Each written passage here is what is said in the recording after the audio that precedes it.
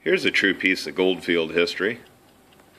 This I purchased along with a lot of other Goldfield consolidated items from a guy in the early 80s. And at that time he was in his probably mid to late 80s.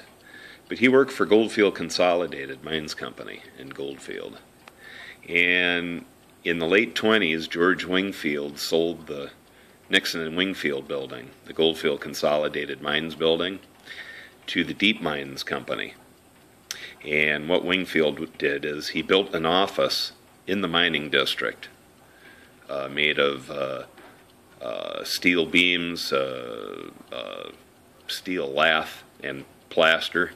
And the building still exists in the mining district. It's just skeletonized. The only things that are pretty well left are just the steel structure itself. But it had 2 floors. And some of the furniture from the Nixon and Wingfield building was moved there.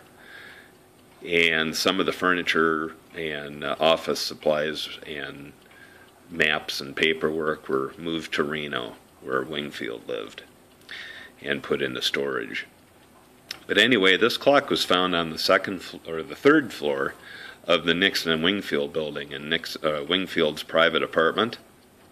And it was in a wood box with some other Nixon and Wingfield ledgers and some other like pens and pencils, stuff like that.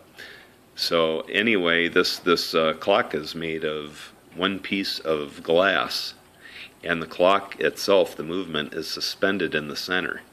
And what's neat about this is it's open to where you could see the movement, so it's kind of skeletonized to where you could see the works moving.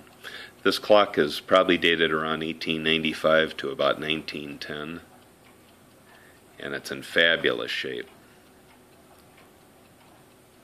Just really, really nice piece of history. So this could have been owned by George Wingfield himself. Like I said, it was found in his private apartment in the late 20s when he owned the building, but he lived in the building itself on that floor between 1907 and 1908, and then he moved to Reno. So not quite sure about the origin of the clock, but it is from Goldfield, and it's a nice piece of history that's still extant, that's working. So I thought I'd show that piece of history to you.